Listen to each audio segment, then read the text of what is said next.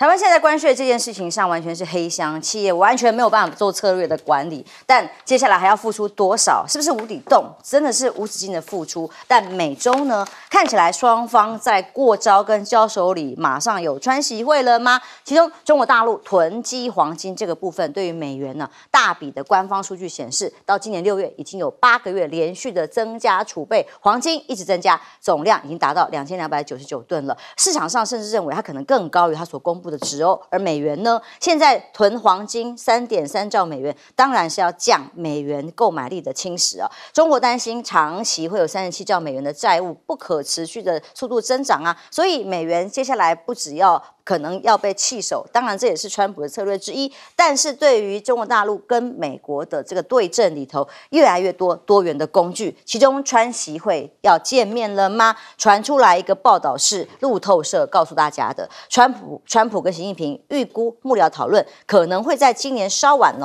秋季左右就要在亚洲访问的期间。有可能见面的机会，其中 APEC 会是一个可能的地点跟时间。元首外交大陆外交部发言人说，的确对于中美关系有不可替代的战略的作用。但是呢，你问的具体问题是不是要在 APEC 啦、秋天啦要见面啦？发言人是说，目前没有可提供的资讯。但是所有的韩美也要指出习近平计划已经答应点头出席 APEC 了。川普去不去，现在还不完全的确定。那两个人如果在 APEC 见面，就是一个双方第一次在他第2任以来最好的对话时机了吗？那大陆目前看起来美中对峙里头稀土的部分出现了一个转环让步。中国海关数据告诉大家，6月的稀土磁铁出口量已经放宽了不少。比5月成长158%，那其中对于美国的出口量从46吨大幅增加到353吨，到之前几乎要停掉，现在开始有开放的痕迹。而贝森特美国的商务部他告诉大家说，现在要求财政部长说要聚焦购买俄罗斯、伊朗的能源问题啊，中国却受制裁的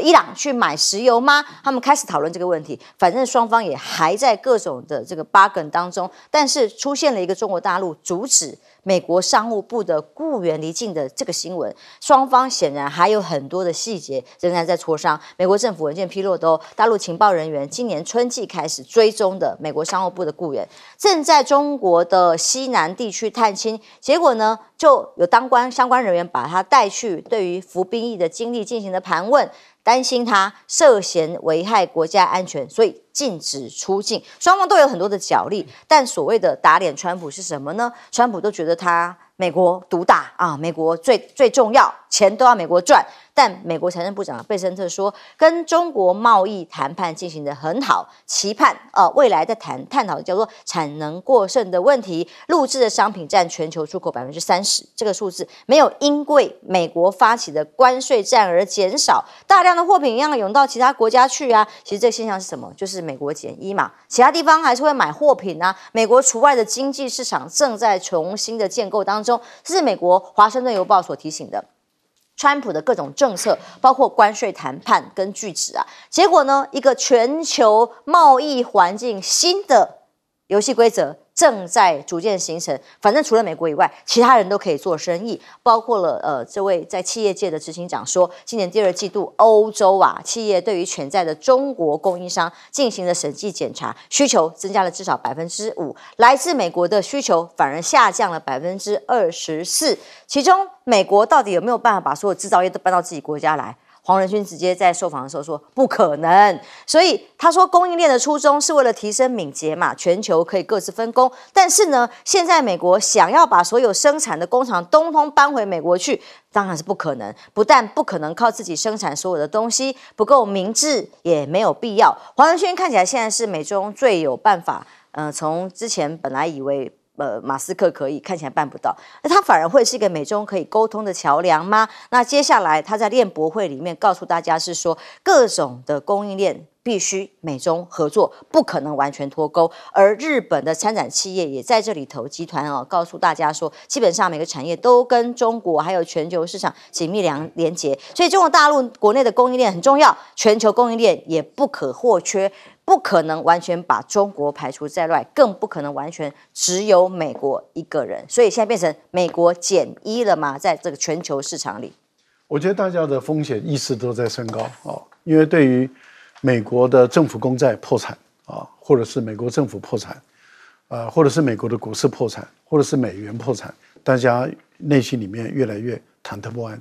所以很多国家都在做避险的工作了。为什么？因为从二次信贷就是08年的这个二次信贷的危机，大家已经有意识到，但是还没有下定决心。可是我觉得川普的这一次的贸易战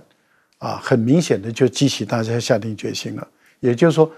一定要跟美国要脱钩了，因为拜登的任内又增加了公债1兆多美元，所以美国的政府的公债越来越大，然后川普本来说他要精简这个联邦政府的开支结果他走相反的路，他的大而美法案又要再借钱，大家对于美国政府的一直不断的借钱，然后利息越来越高，债台高筑的情形下，大家越来越紧张，然后再加上美国动不动就用美元来控制大家，所以我看起来黄金短时间内要往下降大幅度的降可能性不大了，因为每个国家的央行都在增持黄金来作为一个储备货币之一。另外，中国大陆事实上它已经一直在把它的货币国际化了，只是它的国际化的方法让你美国或是欧洲的国家追不到。为什么？因为它不是透过 SWIFT 系统，它是透过双边的本币交易的方式。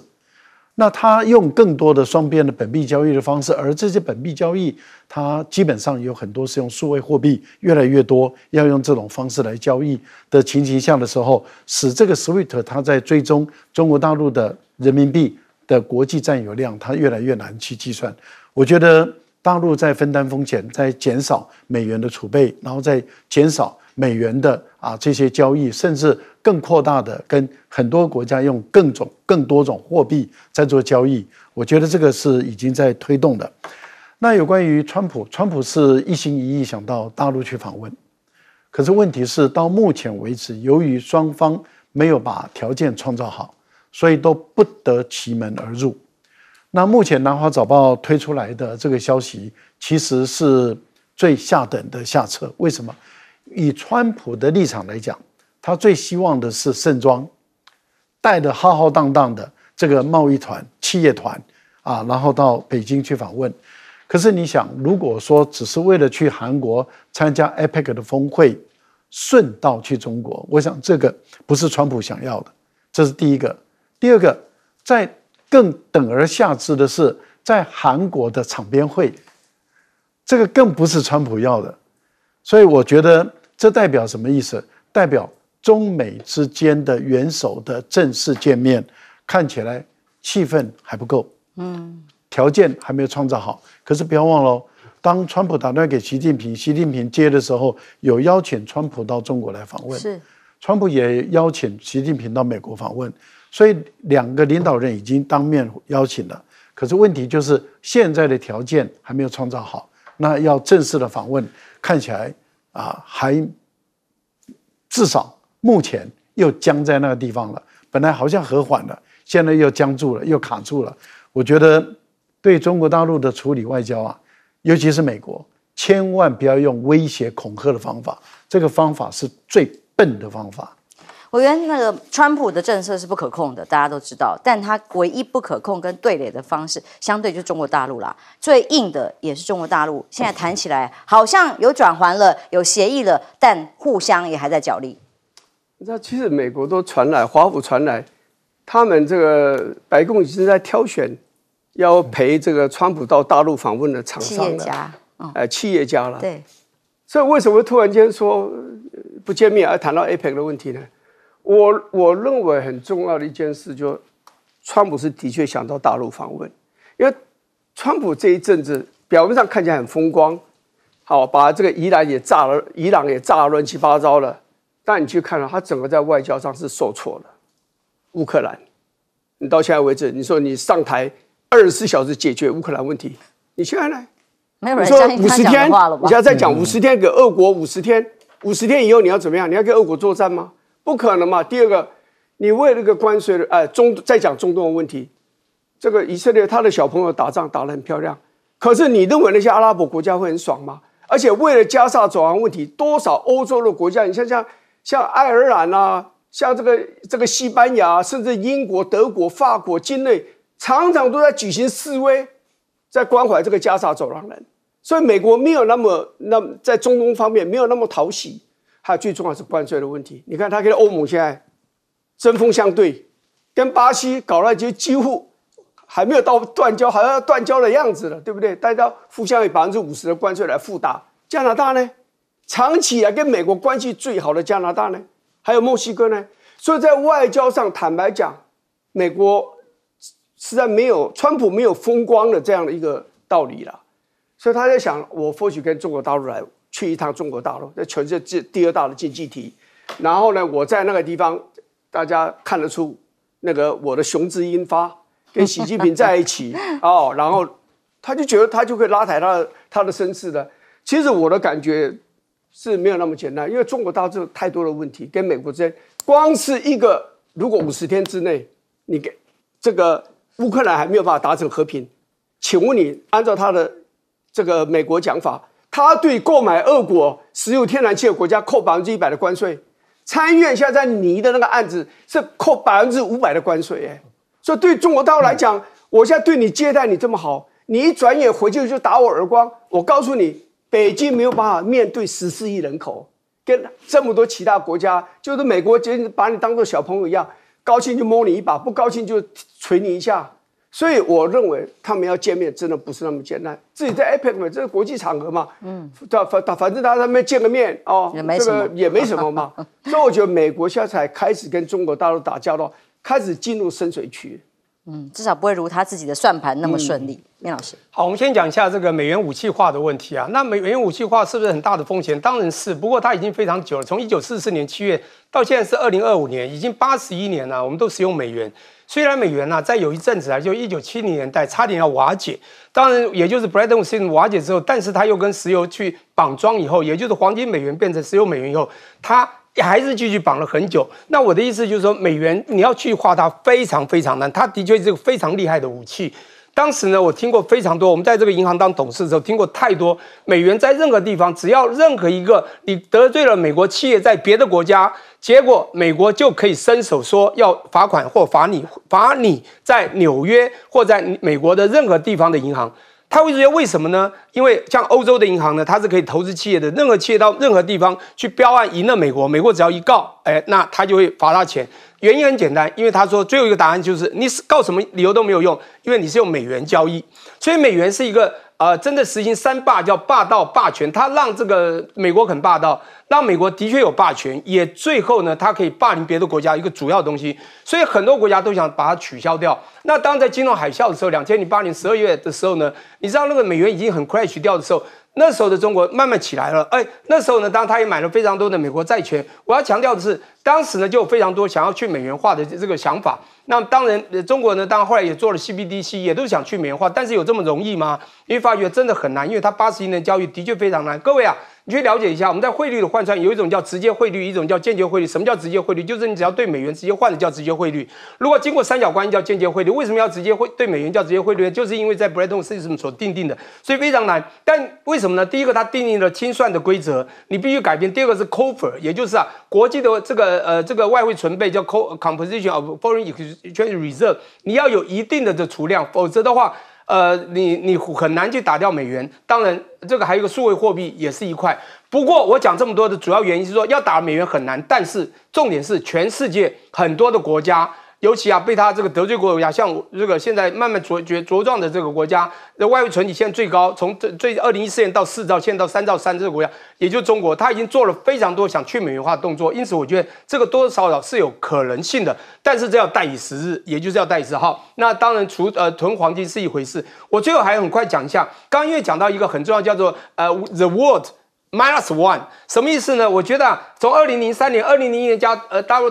WTO，2003年到2014年，整整的12年，我们叫做 Asian +1、+3、+6，这个慢慢的知道中国崛起，很快世界在变。后来呢，就是因为在川普1.0打压了中国，使得呢全世界知道 China +1，包括台湾很多厂商就必须移到东南亚去设厂，叫中国之外的另外一个。那我觉得现在最有趣了，当 China +1从这个2019年带到2024年5年。从今年、明年开始，我觉得世界会慢慢变成一个也就是4月初《经济学人》看到的那个画面，黄色的中间有个绿色的美国大地图，川普正在割，把自己的孤立主义割掉以后，叫做 The World -1， 没有美国的自由世界贸易。是美国跟其他国家的关系，刚刚我们上一节来宾也提到了，关于欧盟呢，本来是最紧密的经济体，也是最佳的盟友，但现在欧盟也真的不知如何处境。现在是想办法跟中国大陆这边取得经济的平衡，才有办法跟美国来对阵吗？但是呢，中欧峰会预计24号北京要登场的，本来2天，现在有这个关系生变降温的味道吗？直接缩减为1天。中欧峰会呢，本来是欧盟理事主席科斯塔，还有执委会主席，之前最抗中硬派的冯德莱恩，说要会见中国国家主席习近平，还有总理李强哦。但是欧方自己先发了最新的会议日程，直接把25号这一天本来要移师到安徽合肥的商务会议，变成缩水为1天。但据报呢，是根据应中方的要求而取消的。双方发生什么事？居然在见面之前做了一个翻脸的动作吗？欧盟说要制裁中国2家银行，是不是一个关键因素？因为欧盟第18轮对俄罗斯的制裁方案里面，就第一次把2家中国大陆的地方银行，还有5家企业纳入了制裁名单。理由是说，这些机构涉嫌帮俄罗斯的军工产业提供物资跟支持。中国商务部当然立刻反制，说欧方这样的行径缺乏国际法的依据。而且这样的做法直接制裁我们的银行跟企业，会采取必要的反制措施，是不是也就因此本来要中欧会谈见面做其他的因应来面对美国，现在直接又缩水，看起来很难达成共识吗？大陆外交部发言人直接说，欧方有一些人不断片面的夸大中欧的经贸具体问题，因为最重要的是美国接下来锁定2大要害啊，包括了不惜动用叫做核选项的反胁迫工具，被叫做核选项，当然是不得不动用，最后才会动用，影响会很大的这样的选项，包括锁定的目标，欧洲酝酿要反制美国的数位税啊、公共标案啊，有没有可能做呢？现在大家在观察，但是8月1号到底川普会不会真的实施所有的关税？有时候大家已经开始不相信他讲说一定会实行的这样的话，但是贝森特讲的是说，关税本身反正就是谈判筹码。会不会实施？8月1号之后还可以继续谈吗？他们都留了很多的保留的选项，然后呢，反正施压他们对美国可以拿到更好的协议，都是有帮助的。反正倒霉是其他人，不是美国，是这样吗？川普自己在国内面临的可能高物价马上就要来了，有数十国进口商品，像巴西这些国家，最高要课到50%的税，美国物价能不涨吗？如果8月1号关税如期生效，自己国内的消费税额直接转嫁，物价上涨是必然的。光耶鲁预算实验室所计算出来，今年将使美国一般的家庭多支出至少$2400哦。那所以曾经承诺过价格不变的亚马逊 Amazon 也被抓包，你偷偷涨价了。那川普的做法是直接施压企业，你不可以自己涨价，但显然没办法，这不是川普可以控制的。但他可以控制什么呢？在国内的舆情里，突然冒出一个阴谋论，把之前奥巴马政府的叛国阴谋拿出来宣布，说美国情报总监公布超过100页机密文件，指控奥巴马当时当政的时候，涉嫌以国家情报系统发动一场对抗川普的政变，来炒作通俄门跟俄罗斯吗？那其中美国情报总监说，这不仅仅是党派之争，而是美国民主体制本身的叛国共谍。这话我们都好熟，世界怎么跟得上台湾？好，奥巴马说被指控密谋推翻2016年大选吗？哇，川普还在自己的社群上面转发这种 AI 影片，说要把奥巴马抓起来，好熟的戏码，不是吗？戴老师。先看一下欧盟跟中国的关系哈。中国大陆是有诚意跟欧盟建立比较好的关系，因为欧盟它也面对这个美国给它的关税压力嘛。中国大陆总认为说，我们的贸易是走得还可以，那希望你不要一直追随美国。过去欧盟就一直追随美国，在拜登时代，拜登对中国的电动车课100%的关税，欧盟也对中国的电动车最高课到47%多的关税。那中国大陆觉得这个没有道理嘛，那因此呢，就跟欧盟彼此之间有纷争。那现在川普上来了以后，对欧盟也要课关税。那要对欧盟扣关税的时候，那大陆总觉得说，那我们双方可以比较多的合作，走自由贸易。可是欧盟不是，欧盟对中国大陆一直很不友善。王毅去了欧洲访问的时候，冯德莱恩不友善，外交专员也不友善。那讲了半天都没用的情形下，那中欧的这个50周年建交纪念这个活动就办不下去了。办不下去，当天在王毅还在比利时的时候就已经宣布了，2天缩成为1天。所以合肥的行程就取消了。是中方先宣布。对，中方就是那就没有必要了，那就缩成1天，当天来当天走，完全不搭飞机连过夜都不行，就要回家了。那个不接待了对啊，那现在的情况就是这个习近平东道主国家的主席就会见他们一下讲一讲中国的立场。然后接着这个会就结束了，就转由他们跟这个李强来谈。那习近平其实基本上来讲，不是要跟他讨论，就是礼貌上会见一下客人就好像说你到一个国家里面，这个国家的主人到这个客人来，然后接见一下就好。那你跟我的这个首相谈一谈吧，那就首相跟他们去谈这样的一个态势我觉得中欧的关系事实上已经是越来越冷了。那目前的情况要改善的可能性不大只要冯德莱恩还在，那比尔想改善，因为这个人是意识形态挂帅的，而他所组建的团队都是意识形态挂帅。那因此，中国大陆跟欧盟之间的关系不会好，但是中国大陆跟欧洲个别国家的关系，像跟西班牙的关系就很好，葡萄牙的关系也都不错，希腊的关系也都还可以那也就是跟个别国家的关系是可以好的，像芬兰也都不错。但是问题就在于，对欧盟这个整体来说，只要冯德莱恩的这个意识形态的这个团队还在，那就别想改善。贝森特的关税是这样子，他说这是硬日期，就是8月1号一定课，但是课了以后呢，你还是可以继续跟我谈判。那这代表什么？代表大的经济体跟美国都没有谈成。日本啦、韩国啦、欧盟啦、印度啦等，加拿大啦、墨西哥啦，都还没有谈成，所以它等于是我时间到了，我照课，但是呢，继续谈吧。那就代表美国其实也担心，为什么全面性的关税会不会给美国带来什么样的问题？美国有没有想过？先喊先赢，看谁先退。好，我们休息一下，马上回来。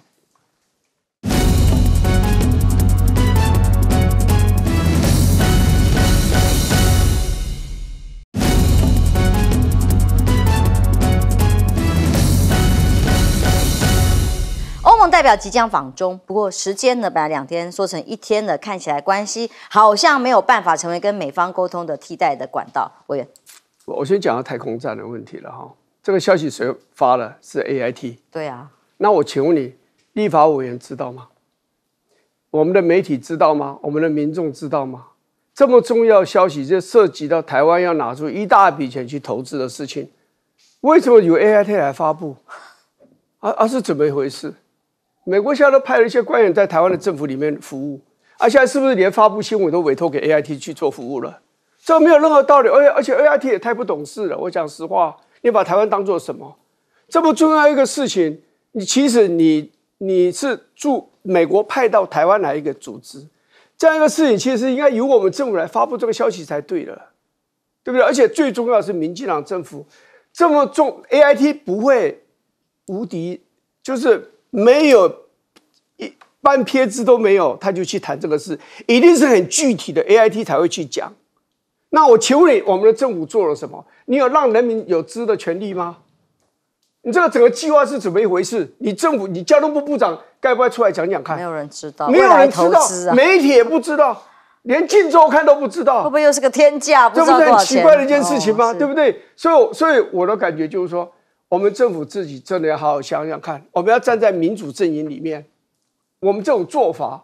剥夺人民知的权利，算是民主国家应该的做法吗？至于讲到这个欧盟，其实欧盟里面的确是有一些对中国大陆是蛮反感的，有些国家但是呢，也有一些国家是希望跟中国大陆要改善关系，因为他们觉得美国不再那么可靠。你看这样，这个乌克兰战争，川普你把人家武器挡了，不给人家也就算了，你最后说啊，你欧洲出钱，东西可以给你，你欧洲要付钱，你美国已经没有做老大的那种风范了吗？欧洲国家很重要一件事，你这次贸易谈判为什么欧洲那么强硬？很简单，你美国一直说欧洲赚了很多的钱，我们用去年来讲，欧盟国家赚了美国2356亿美元，这是货贸你如果加上服贸的话，美国赚了欧洲多少钱？746亿所以一减之下，服贸减了以后，他赚了多少钱？欧洲只有整个的欧盟这么大，27个国家只赚了美国1610亿，我还没有讲完。你知道吗？欧洲一年这些国家，欧盟国家要给美国买多少飞弹，买多少飞机，买多少军事装备吗？我只讲最近他们下了单，这里面当然包括英国，可是多数是欧盟国家下单买 F-35，550架，550架，你知道一架多少钱吗？8000万到1亿1500万，看是哪一种款式，还有你的软体啊、硬体的这种加设也有关系。你想想这些加进去的话，究竟是谁赚谁的钱啊？所以欧盟有些国家终于认为说，我们完全跟着美国走是不对的，我们也应该跟其他国家发展关系，譬如说跟加拿大之间就有很多的密切的这个来往、访问这些。接着就是中国大陆，所以我觉得欧盟跟中国大陆的关系不会非常平顺，但是呢，已经双方都有发现要彼此拥抱来对抗美国，必须要各退一步。休息一下，马上回来。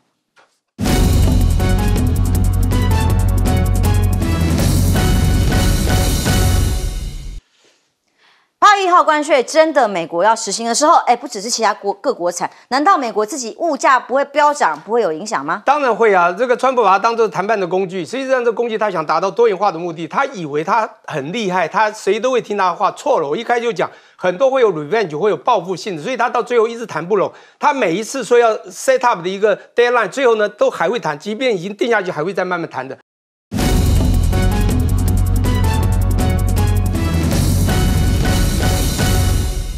观众平安，欢迎收看 TBS 新闻大白话，我是王浅秋。首先介绍这一节跟我们去讨论国际国内大白话的来宾，第一位是国际政治专家赖岳谦老师。主持人好，观众朋友大家好。国际战略学者林玉芳委员，大家好。聂老师待会儿随时加入我们，先帮大家插播个最新的消息。艺人罗大佑他接受媒体人香龙哥唐香龙的访问的时候呢，他公开的表态反罢免。他说呢，人无照天理，天无照甲子。话锋一转啊，说最近搞的什么大罢免太怪了哦。他说我很担心，主持人担心他还会不会被影响。他说这不是政治，这是赖罢免、赖皮罢免，这是不对的，要大破功才行。因为整个就是选举选输了，想要赖皮的罢免。罗大佑表态了，看看最新的几个消息哦，到底台湾的所有的民生议题、经济情况，很多是不是在民众感受到需要更多的政策支持的时候，我们的政府看到的只有大罢免呢？例如很简单的一个议题，台风过后，刚刚看到前一段是台南的灾民17000多户的屋顶，大家还要想办法要过日子，后面还有2个台风在后面虎视眈眈的快要来了，到底光电板怎么了？现在呢，经济部在立法院答询的时候，居然敢公开的答询回答说，这个包括嘉义啊、新温光电废弃物的清理情况啊，市长公开讲99%都清理完了。前一段讲经济部长对于整个救灾100%的满意，他说我们打自己100分，光电板99%清完了，结果隔天，这是隔天的画面，在民众党嘉义党部去现场会看到的画面，仍然是四处的四散的光电板。17号哦，到了21号，昨天张启凯委员再到现场去公布出来的画面，看看这个空拍图。这整片都是光电板呢，密密麻麻，影响着整个海岸线。还有更可怕的，有没有后续的污染？整个清运之路仍然漫长。我们的官员是怎样？上次司法院立法改革的方案没有过，他们在立法院可以公开答询的说谎吗？不用为自己的政策来负责吗？这么多的光电板密密麻麻还在岸边说99%清完了，那其他有更多，到底清了多少？立委环部委员会去会勘一样，现场呢仍然有这么多的光电板哦，但是卫福部长彭启明没去，派了代表去。为什么他去哪里呢？说是去职棒的联盟签署合作备忘录，合作啦啦队啦。所以啦啦队比较重要，在民众这里南部，屏东、台南、嘉义旁边的这些光电板不重要吗？看起来卫福部对于台湾哪些议题重要，感觉跟我们一般民众看法很不同啊。其中我们的媒体朋友他所讲的，黄阳明他认为接下来大罢免如果大失败的话，卓荣泰、柯建铭都等着要下台，民党内部将会有一番腥风血雨，连赖清德都等着被逼宫。所以呢，看到绿营内部的崩塌，就只要726，如果真的罢免失败的话，就会发现曹兴诚等等各式各样的内斗就会展开，726会是一个重要的国家精彩的开始。但对台湾来讲，真的是很家门不幸啊，还有很多的国外外力的挑战还没有办法因应，包括726关税之前是不能公开，到底知不知道了，谈得怎么样？赵少康他说，其实应该大家资料所知道掌握的，应该有可能已经到了32%吗？行政院AIT 哇，轮番出来否认跟打脸不是还在谈还不知道，说是谣言。好吧，那到底是多少？如果不是这个数字，到底是多少？为什么一直在这个推脱而不敢正式的黑箱的谈判，到底谈了什么也不敢说。那包括立法院答询去问经济部长郑丽君是要再去没有错了，大家就问说，那到底接下来去美国谈关税第几轮了？到底有没有把握？如何的成绩呢？郭智慧只说他不是谈判小组，甩锅不清楚啦，但却很有信心哦。他可以说我们谈的绝对在8月1号之前谈的比日韩更好很有信心。还说光是台积电拿到美国投资1650亿美元，就是非常高的议价能力，是日韩没有的。像白宫讲的8月1号之前还会有更多的关税性寄出来。台湾到底怎么样？美国财政部长是这样说的，他说如果我们回到原点如果谈的没进展，回到原点的话，就是原本当时解放日所公布出来的关税。他认为只要对他们形成更大的压力，更高的关税，美国就会有很好处嘛，拿到更好的协议当4月2号宣布的是32，如果一揭牌我们真的是32的话，台湾产业到底怎么办？其实美国要的还有很多。看到这几则新闻，我觉得真的是厉害了。这一则是 AIT 除了否认32已经谈好了这个数字之外，再发一个文，哇，真的是奇文共欣赏了。他说台美将会有个太空合作计划，而且这个点呢将是在屏东有个太空站 Houston， 从这个 NASA 可以直接到屏东。2.5个小时本来要飞13个小时，现在直接缩短那个太空说飞上太空，穿越大气层，再直线落体的这个自由落体的方式落下，这样就可以快速的送货。到底要花多少钱？当然这种快速的进出就不可能有人嘛，就是货物嘛那到底这个是未来投资计划吗？为美台深厚的科技伙伴关系，到底还要花多少钱呢？我想我们主妇想到的是这个算盘拨一拨，你这个未来投资几年可以做完？人类文明什么时候做到？光这个计划又要多少钱？我们还有阿拉斯加还有什么？还有以色列屯垦区，我们成为全球第一个去以色列屯垦区投资帮忙给予资金的国家。这是根据包括了已经有3家以色列的媒体报道，还有南华早报的报道。如果台湾驻以色列代表出现在那里的画面照片，告诉大家即将在这里投入大笔的捐款，支持建设医疗中心。对于这么敏感的地方，阿拉伯世界的国家根本无法忍受。我看到媒体报道，光林芳委员就曾经公开的回应过这件事情。这个地方这么敏感，台湾跟以色列有好到要去跟阿拉伯世界的国家为敌，那当这个第一名去捐款捐钱吗？外交部现在当然是很低调，不敢正面的证实。委员怎么看？其实我对犹太人有一种特殊的情感，而且有一种特殊的缘分，也可能是因为我是客家人犹太人他也是一个流亡多年的民族，这样，所以我很容易跟他们打交道。这样，那事实上我能够到美国去念书，有一个犹太的教授也帮了我很大的忙然后这个后来我到立法院以后我就当了这个中华民国以色列国会联谊会的会长所以那时候历届的这些派到台湾来的这个代表，我跟他们都有一些交情，因为早先派来的时候不是以色列外交部派的，是他们的摩萨德派来的人那时候他们大概对于军购这个问题，他们很有兴趣这样。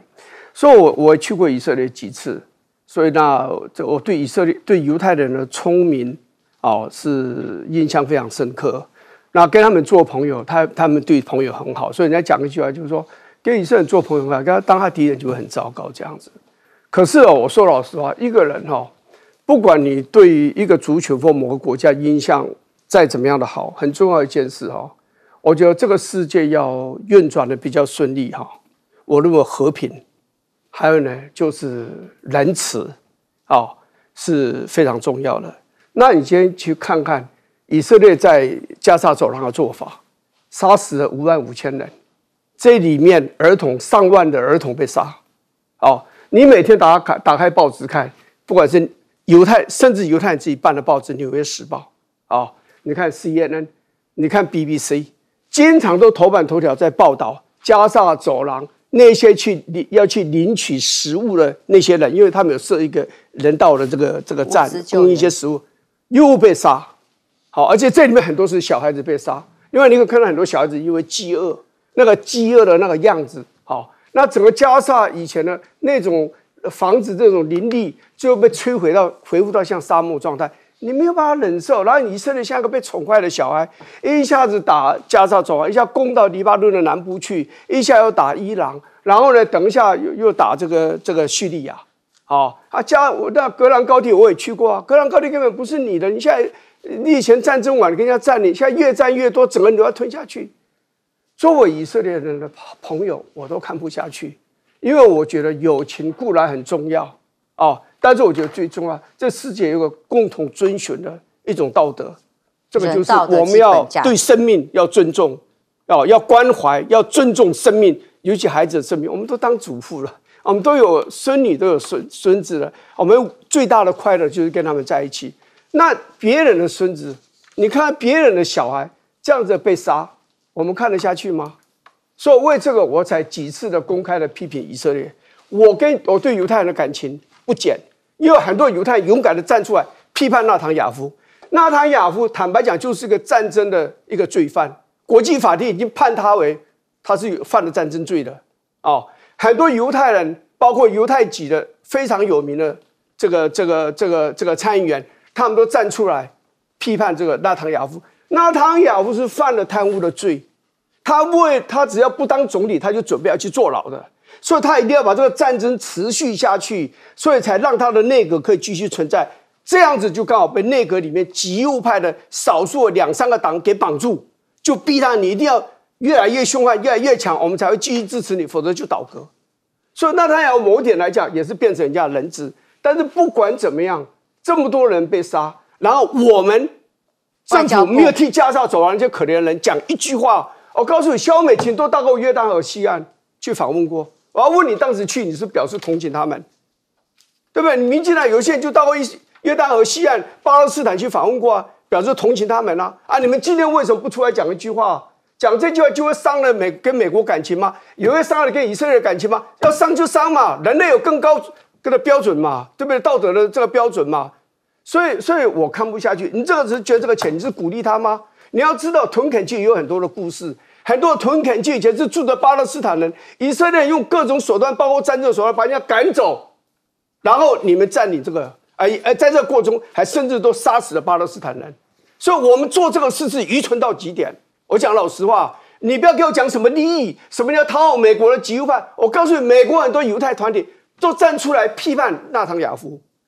你外交部做这种事情是不可原谅了，人家会看不起你，对不对？我们常讲，我们站在民主的一边，对不对？那民主是要代表什么？代表仁慈、仁爱、有道德感、有责任心、尊重生命、珍惜生命。我们做这个事吗？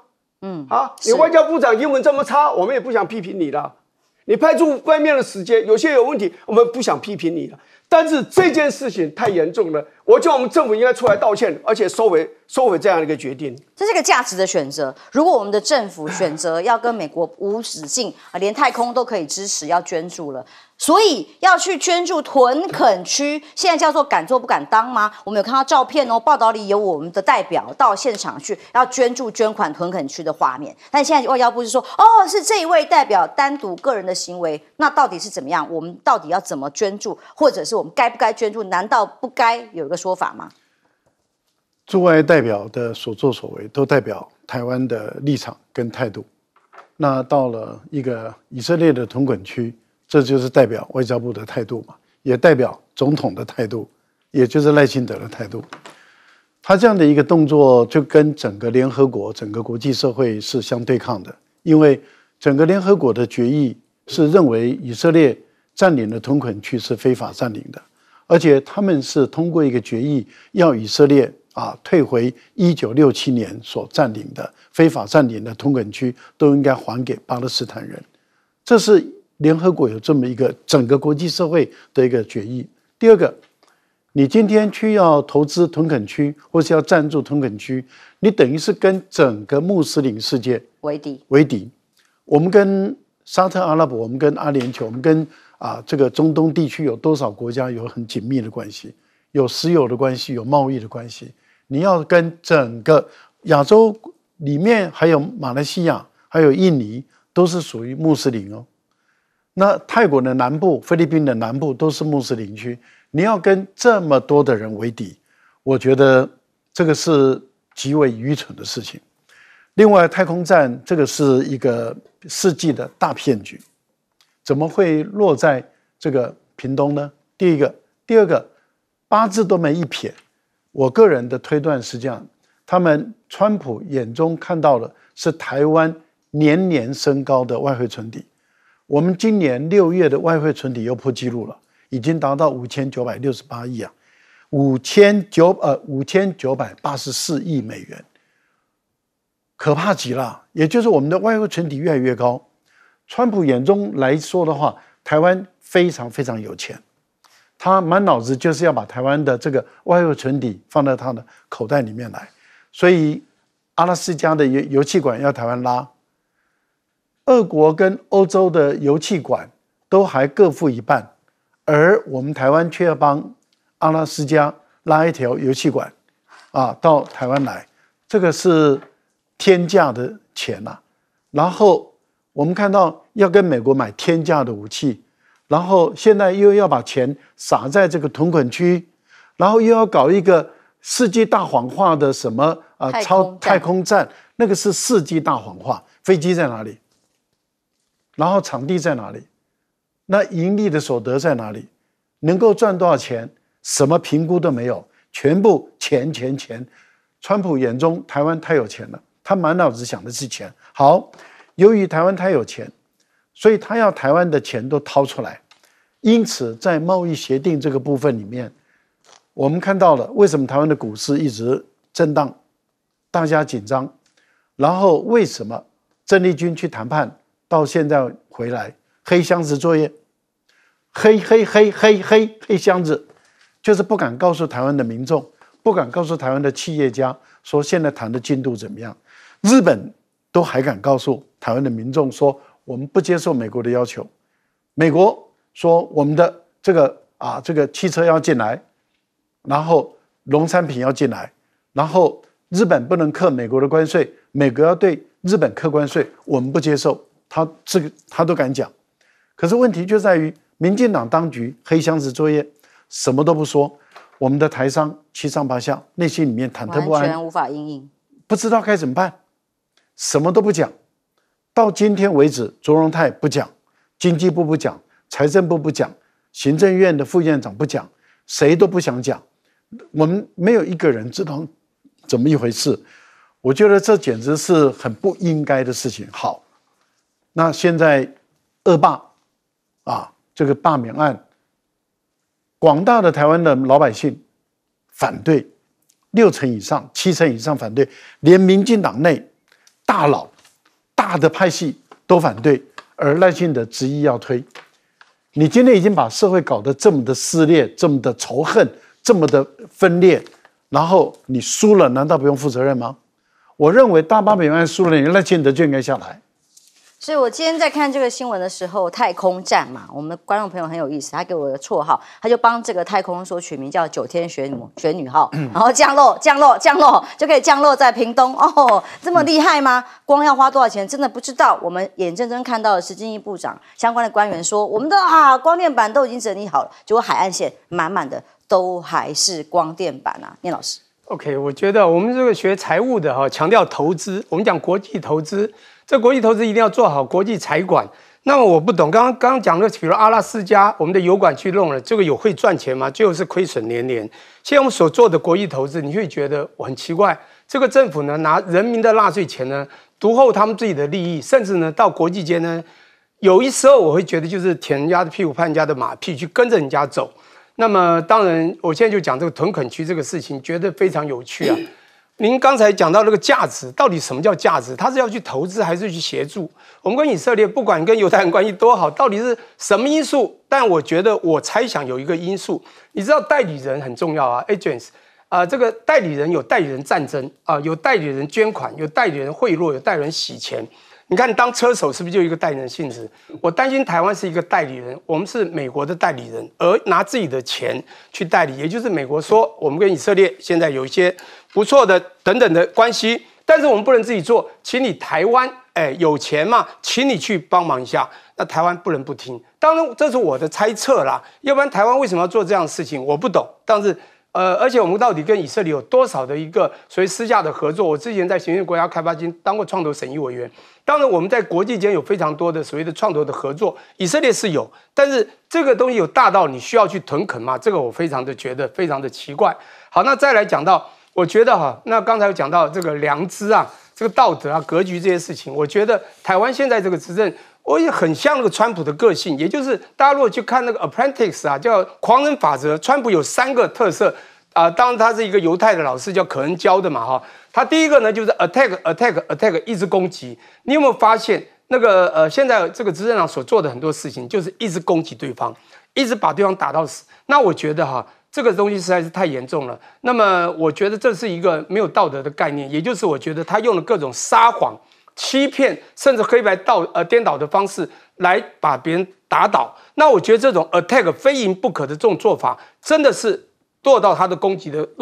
那个部分。第二个呢，我觉得更严重，就是他叫做死不认错。你看那个川普的第2个apprentice， 就是他所有事情呢都不是错的。我们今天去看那个现在大罢免所有的文宣，我稍微看了几个。不管你哪一区的，会发觉，要罢免的理由全部都不会是属实。你稍微有点良知尝试，就会发现很奇怪，都会变成了一个罢免的理由。最后我讲一下，川普呢就是永不认输嘛。好，那一样的，他们所有东西不会为人家着想，不会体恤别人，也就没有良知、没有道德之外，就是格局真的是不够。我觉得人要为国为民，真的执政之后，不是你非赢不可，就是搞大罢免。尤其刚刚讲到南部现在灾情这么严重。你所有做的文宣呢，都只是在保护你自己。如果你能够有点良知，为人着想体恤别人，我觉得台湾就不会有这么多的反对